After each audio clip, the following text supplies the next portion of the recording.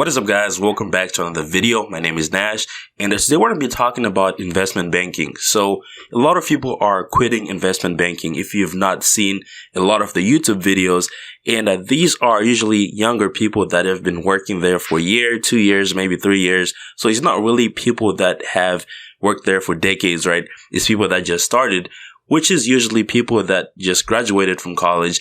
And I think the problem with investment banking when it comes to the young generation, people my age or millennials or Gen Zs, if you were a finance major in college, one of the main things that was drilled in everyone's head who was a finance major is that you have to work in investment banking, right?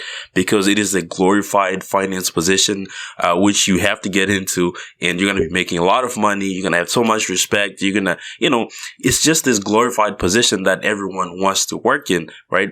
But they don't really think about what comes with it, which is why a lot of people start to quit, right? You get into investment banking and you realize that, it's not what you expected it to be. Your professor lied to you and you end up quitting. The money is good, but what good is the money if you cannot use it? Alright, so I've watched a lot of these videos of people who are quitting investment banking, explaining why they quit their job. And one of the things I've noticed that they don't really want to throw the companies or the investment banking job under the bus. So they try to be as nice as possible. But me, I've never worked in investment banking, and I hope to never work in investment banking. I can only speak from the outside, and I don't really have to filter myself because I'm not associated with any investment banking firm. Alright, so the first thing that is making a lot of people quit is going to be the long hours. So if you're in college and you're studying finance, sometimes you got to pull those all-nighters studying for exams or quizzes, right?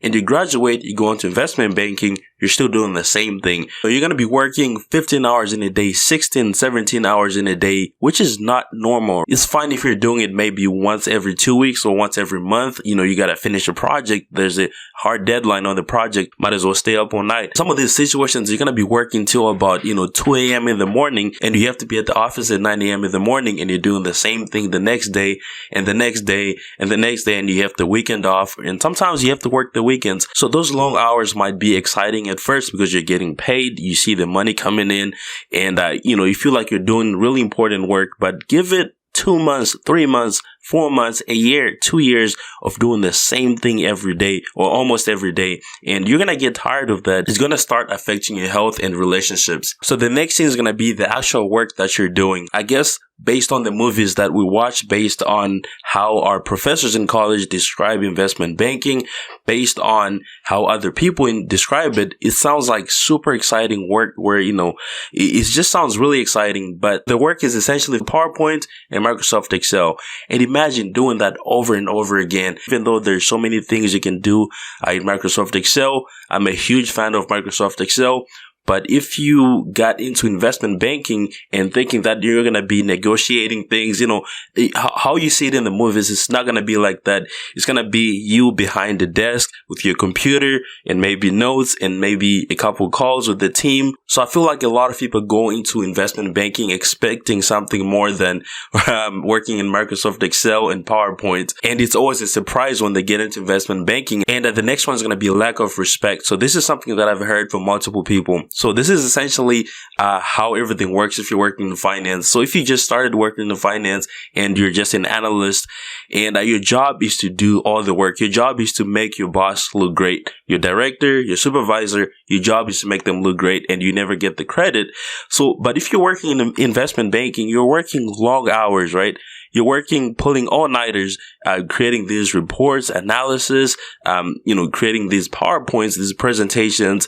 Let's say you're working on the presentation that's needed the next day, and you get a response from your manager, let's say at 7 p.m. at night, saying, please fix this, and that so that it looks like this. So now you have to work from 7 p.m. out of your personal time. Maybe you're spending time with your family or watching a movie.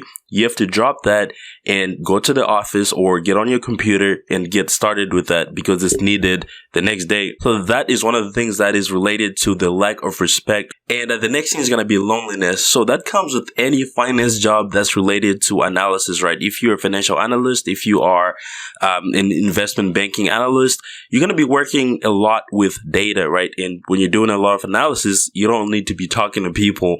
And I feel like a lot of people that go into investment banking are expecting something different from that. All right, so those are the things that I think are making people quit investment banking. And these are relatively young people that have not worked in investment banking for more than 5 years. And I think the problem begins with the colleges, right? The finance professors that make it seem like it's the glorified finance position when you can just work as an analyst in a smaller company and do the same work, and you have a great work-life balance, a higher chance of getting promoted, and maybe a little less pay, but you get there eventually. But if you do enjoy working long hours in that type of environment, this is definitely going to be the job for you. But that is pretty much it for this video. I just wanted to cover that. I've seen a lot of people cover this topic, and I just wanted to give my insight into that. And those are the reasons that I never went into investment banking. But thank you so much for watching, guys. Make sure to go ahead and hit the subscribe button below if you haven't already, and I'll see you on the next one. Peace.